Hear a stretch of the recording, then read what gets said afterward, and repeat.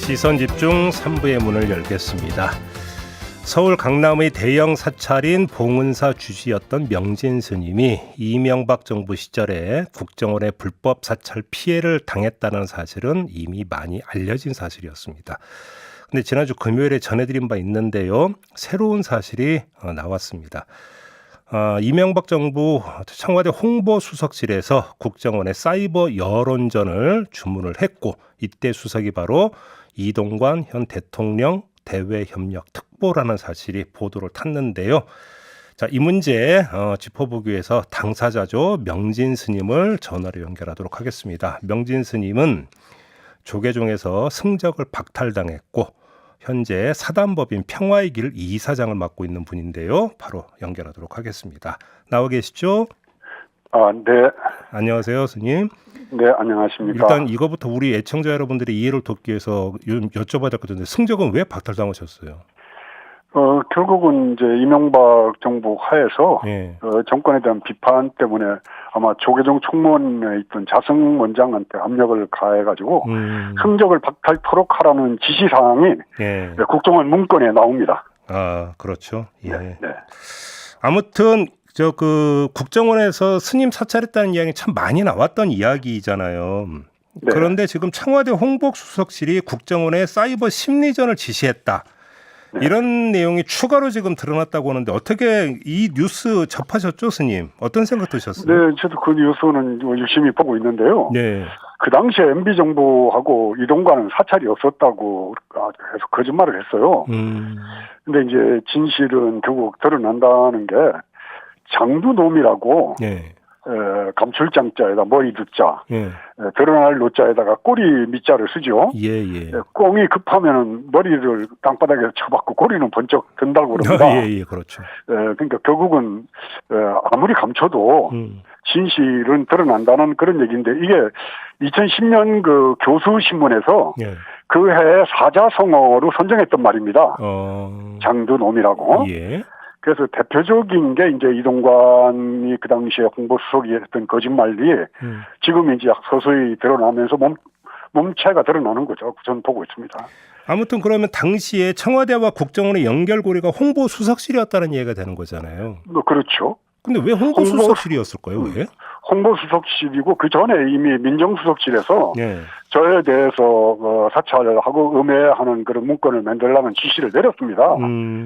예, 그 팀이 이제 포청천 팀이라고 그래가지고 국정원 7국 2국이 이제 합동으로 저에 대해서 이제 음해하는 그 여러 가지 뭐 말들을 퍼뜨리고 예. 저를 이제 쓰게 만들었었죠. 예. 그래요. 그런데 그게 이제 지금 와서 보니까 청와대 홍보수석실이 직접 개입을 해서 저에 대해서 사이버 심리전이라는 거는 그 북한의 체제 변혁을 위해서 심리적인 그런 뭐 방송이나 뭐 이런 것들 하는 것을 주 업무로 삼는 데인데, 네. 저를 대상으로 사이버 심리전을 벌였다는 소리를 듣고 하도 기가 막혀서 네. 난 이동관 그 전 수석이 왜 인생을 그렇게 사는지. 예. 그리고 지금 또 벼슬을 한다고 뭐 나서는 걸 보면서 참 추접스럽게 사는구나, 그런 생각이 듭니다. 네. 근데 민정수석실과 홍보수석실이 동시에 지금 등장을 한다면 네. 정권적 차원에서 지금 스님을 타겟 삼았다는 이야기밖에 안 되는 건데. 그렇죠. 청와대 권력기관 중에서 가장 힘을 갖고 있는 데가 민정수석실이지 않았습니까? 네. 그리고 국정원이고. 근데 국정원도 한 군데가 아니고 뭐 포청천 팀, 7국, 2국, 사이버 심리전단까지 다 동원했다는 걸 보면은, 네. 제가 그 당시에는 굉장한 거물이었던 걸로 알고 있습니다. 아니, 왜 이렇게 타겟이 됐다고 생각을 하세요? 그 당시에. 저는 이명박 정부 들어서면서부터, 네. 거짓말 하는 사람이 대통령이 돼서는 안 된다.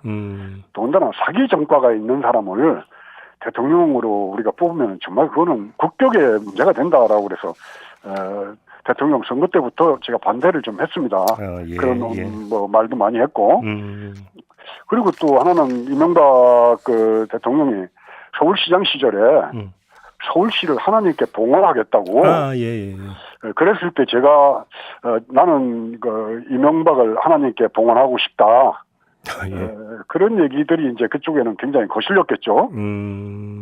그러니까 속칭 괘씸죄에 걸리셨던 거군요, 그러니까 그때. 그렇죠. 그래서 그 하나님께 봉헌하겠다는 걸 어느 분이 또 하나님이 좋아하겠냐 그렇게 더러운 뭐를 봉헌했다고. 네, 예, 알겠습니다. 그런 것들이 예. 이제 뭐 왔다 갔다 하면서 그쪽에서는 굉장히 그 언짢았던 걸로 알고 있습니다. 그러게요. 뭐 그러니까 그 스님 입장에서는 뭐 다시 뭐 기억 그러니까 되살리는 게 별로 그러니까 뭐 유쾌한 일은 아닐 것 같긴 합니다만 우리 애청자 여러분들을 위해서. 네네. 그때 당시 사찰 당하셨잖아요. 네네. 어느 정도까지 사찰을 당하셨던 거였어요? 그때? 사실적인 것도 있고 더구나 터무니없는 거짓말도 있고. 뭐냐면은 뭐 어디하고 합의를 해서 무슨 계약금 받은 거를 내가 횡령했다는데 그거는 전 주지 때 있었던 사건 같아요. 예, 그런 사건이라든가 뭐 애가 있다든가 식당을 한다든가 뭐 밤이면은 벤틀리를 타고 뭐 나가서 술을 먹고 온다든가 이런 얘기가 봉은사 신도들 사이에서 만연했거든요. 근데 저는 그때 제가 1000일 동안 바깥 출입을 안 하고 1000대씩 기도를 한다고 그래가지고 일체 바깥 출입을 안 할 텐데 뭐 그 전에 제가 뭐 술집에 다닌 거 그런 것들도 아주 악의적으로 그 포장을 해가지고 인터넷상으로 올렸던 걸로 기억을 하고 있습니다. 알겠습니다. 그러나 이동관 특보는 좀 개인적인 인연이 있으세요? 전혀 없죠. 전혀 없습니까? 네네. 그러면 아니 그 나중에라도 어떤 뭐냐면 뭐 직접적인 간접적인 대화도 나눠보신 적이 없는 거고요. 전혀 없습니다. 제가 왜 여쭤보냐면 이동관 특보가 네. 그 명진 스님과도 오해를 풀었다라고 본인의 책에 이렇게 적어놨거든요. 그래서 저도 그게 이해가 안 되는 게, 예. 뭐 서로 앉아서 뭐 이렇게 대화할 기회도 없었고 예. 만난 적도 없고. 예. 그런데 저한테 오해를 풀었다라고 얘기하는 거는 그건 생판 거짓말이거든요. 말로 거짓말은 할 수가 있습니다, 사람이. 네. 그러나 그거를 기록이 남는 문자로 그렇게 책에다 썼다는 걸 보면서 야, 이 사람 정말 참 뻔뻔스럽구나. 그리고 부끄러움을 모르는구나. 네. 그 본인이 저지른 그 이 사찰이나 저에 대한 음해에 대해서 반성은 안 하고 저를 용서해 준다는 그런 마음으로 고소를 취하했다. 뭐 이런 얘기도 전혀 맞지도 않는 얘기고 어느 결혼식장가를 갔을 때 네. 본인은 에스컬레이터를 타고 내려오고 저는 올라가는데 누가 인사를 하면서 그러고 내려갔어요. 네. 그래서 제가 옆에 같이 갔던 사람한테 지금 금방 인사한 게 쟤 누구냐 그러니까는 스님 저 이동관 아닙니까? 그래서 내가 그걸 그렇게 본 거 말고는 제가 본 적이 없습니다. 아 그게 전부입니까 그러면? 예. 그럼 오해를 풀고 말고 할 뭐가 없었다는 얘기네요? 그렇죠. 이게 그러니까 이동관 그 당시 수석이 스님을 고소했다가 고소를 취하했고 그래서 오해를 풀었다 지금 이렇게 돼 있는 것 같은데요 이야기가. 그건 전혀 거짓말입니다. 그래요? 그러니까 학폭 사건 가지고도 그 합의했다고 그러고 거짓말하는 걸 보고 그러니까 이 사람은 거짓말이 일상화가 되고 습관적이고 거짓말이 그냥 생활화가 된 사람이라는 생각이 들어요. 왜냐하면 이렇게 터무니없는 거를 거짓말 안 해도 되거든요. 알겠습니다. 근데 사실 이동관 특보가 지금 이제 뉴스에 인물이 된 거는 차기 방통위원장으로 지금 그 지명이 될 거로 이렇게 지금 이야기가 전해져 있기 때문인데요. 네. 아직 뭐 지명은 되지는 않았습니다만 만약에 지명이 된다면 그 인사는 어떻게 평가하십니까? 글쎄요, 그 사람의 말을 보면은 그 사람을 전부 살필 수가 있다라고 그러거든요. 곡식을 보면은 땅을 알 수가 있고 말을 들으면은 사람을 안다는 말이 있는데 방송통신위원장은 말을 다루는 직책이잖아요. 그런데 거짓말 얘기지 않습니까? 근데 거짓말만 하는 게 아니라 또 그 거짓말을 뭐 요새 말로는 거짓말도 마사지까지 하는 사람이 그 중요한 직책 자리에 앉는다는 거는 저는 뭐 지금 뭐 이명박 정권이나 지금 정권이 갖고 있는 성격을 그대로 드러내는 그 모습으로 보이죠. 성격이라 하면 어떤 성격을 말씀하시는 겁니까? 아니 제가 그 MB 시절에 청와대를 우범지대라고 그랬습니다. 그래서 청소년 그 근처 가면 안 된다. 근데 지금 용산도 역시 마찬가지로 그런 우범지대로 변하는 거 아닌가. 뭐 그런 생각이 들 정도로 거짓말하고 억지 쓰고 분단을 고착화시키고 여러 가지 국가에 손해되는 일들을 하는 사람들만 모아놓는 우범지대라고 저는 생각이 듭니다. 그 말씀 잠깐 하셨으니까 지금 평화의 길 이사장 맡고 계시잖아요. 아마 네. 연관이 될 수도 있을 것 같은데 지금 통일부에 대한 어떤 윤석열 대통령의 어제 언급이 나오지 않았습니까? 네. 어떻게 평가하세요, 그건? 이제 분단된 이 한반도의 가장 고통스러운 거는 허리가 갈라진 거 아닙니까? 예. 그러면 북쪽은 허리 아래쪽을 사용을 못하고 있고 우리는 허리 위쪽을 사용 못하는 불구입니다. 장애입니다. 예. 우리는 이런 장애를 70년을 살았습니다. 그럼 이 장애를 극복하려고 노력하는 게 통일부가 할 일이죠. 네. 그럼 어떻게 해야지 될까요? 그럼 남과 북이 서로 대화를 통해서 서로 상생하는 길을 어떻게든지 해서 모색을 하려고 그래야 되는데 네. 그게 이제 북핵이 제일 걸림돌이지 않습니까? 예. 제가 2000년도인가에 평양을 갔을 때 북에 좀 고위층 있는 사람하고 얘기를 하다가 북핵을 핵을 포기하고 먹고 사는 문제 해결하는 게 안 좋겠느냐 그런 얘기를 한 적이 있습니다. 예. 네, 그랬더니 그분이 하는 말이 뭐라 그러냐면은 저희 공화국 핵이라는 것이 남조선이나 뭐 미국만 겨냥한 게 아니다. 그때 분명히 그랬습니다. 떼국놈이 조선 땅을 얼마나 어떻게 침범했는지 아십니까? 저희 공화국 핵은 중국, 러시아 4대 강국에 둘러싸여 있는 우리 민족의 생존의 열쇠라고 저는 생각합니다. 제가 그 소리 듣고는 별로 할 말이 없었습니다. 그러니까 북한 문제를 그런 식으로 본다면은 너무 북쪽에 대한 압박보다는 북쪽과 함께 공존할 수 있는 길을 우리가 열어나가는 것이 난 맞다고 생각합니다. 김영호 지금 장관 후보자에 대해서도 논란이 많이 일고 있는데 이 점은 어떻게 보세요? 글쎄요. 그분은 그게 제가 알기로는 저희들이 80년대 열심히 즐겨 읽었던 녹두 출판사의 책임자였던 걸로 알고 있는데 어떻게 저렇게까지 변했을까 하는 그런 생각이 들면서 극좌는 극으로 가는 거 아닌가 뭐 그런 생각까지 들 정도로 어처구니가 없죠. 알겠습니다. 다시 처음 주제로 돌아가서 국정원의 불법 사정 관련해서 손해배상 소송 제기하신 바가 있었잖아요. 지금 진행 중입니다. 아, 지금도 진행 중입니까? 네네. 꽤 오래되지 않았나요?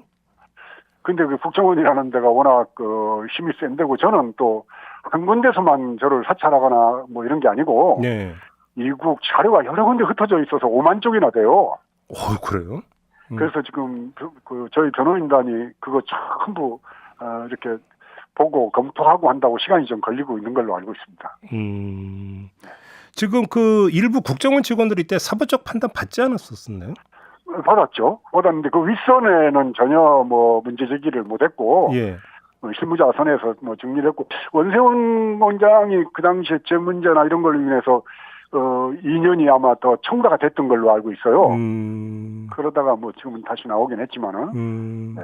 그럼 당시 청와대 인사들 같은 경우는 뭐 전혀 지금 뭐 별개였다 이런 얘기가 되는 건가요? 그렇죠. 네. 그래서 정권이 바뀌면 이 문제도 다시 한번 법률적으로 물어야지 될 사안이라고 봐집니다. 왜냐하면 국가기관이 개인을 상대로 해서 그런 음해를 퍼뜨리고 나쁜 짓을 하고 했다는 거 생각만 해도 끔찍한 일 아닙니까? 네네. 이게 미국이나 뭐 유럽 같은 선진국 같으면은 사실은 국가기관이 이런 일을 했을 경우에는 그 벌도 엄청나고 손해배상도 뭐 몇백억을 받아야 될 정도라고 저는 봅니다. 근데 대한민국이라는 나라 자체가 참 그런 도덕성에 대해서는 처음부터 무너진 상태라고 좀 봐지는 거죠. 알겠습니다. 아무튼 그럼 이번에 추가로 지금 당시 홍보수석실에서 스님을 상대로 사이버 여론전, 사이버 심리전을 펼치라고 국정원에 지금 지시를 내렸다는 사실이 이제 새로 드러난 건데 네네. 이거에 대해서 그러면 지금 당장은 법적 대응을 고려하지 않고 있는 겁니까? 준비는 하고 있습니다. 준비를 하고 계세요? 네, 이게 이제 공직에 있는 홍보수석이 직접 지시를 내려서 국가기관에다가 개인을 사찰하라고 그랬던 아주 악질적인 범죄 행위입니다. 개인이 개인을 상대로 한 게 아니라 국가기관을 이용해서 개인을 사찰해서 음해를 한 겁니다. 네. 이거는 그냥 묵과하고 넘어갈 수가 없겠죠. 그래요. 그러면 이것도 이제 어떤 법적 대응에 이제 바로 들어갈 것 같다 이런 말씀으로 이해를 하면 되는 겁니까? 네, 그렇게 생각하시면 될 것 같습니다. 아무튼 근데 이게 좀 말끔하게 모든 게 한꺼번에 밝혀지고 한꺼번에 처리가 되지 않고 계속 조금씩 이렇게 나오는 이 현상은 어떻게 평가를 하세요? 문재인 정권에서 국정원 개혁위가 떠가지고 이걸 조사를 했지 않습니까? 그때 아무것도 안 나왔어요. 그리고 결국은 이건 소송을 통해서 저희가 겨우 17건을 국정원 문건에 제가 들어가 있는 걸 찾아가지고 지금 소송을 준비하고 있었는데 네네. 이 문제가 홍보수석이 직접 지시를 내려서 이렇게 밝혀진 거는 이번에 경향신문 취재에 의해서 나온 거기 때문에 네. 앞으로 뭐가 더 어떻게 나올지 빙산의 일각이 겨우 나온 거라고 저는 보거든요. 예. 그래서 이게 뭐 얼마나 더 참 그 시대에 살고 있었던 우리들한테 국가 권력이 무슨 짓을 했는지 그냥 저는 더 유심하게 봐야 된다고 생각합니다. 알겠습니다. 자, 말씀 여기까지 들어야 될 것 같네요. 고맙습니다, 스님. 네, 수고하셨습니다. 예, 네, 지금까지 네. 사단법인 평화의 길 이사장을 맡고 있는 명진 스님이었습니다.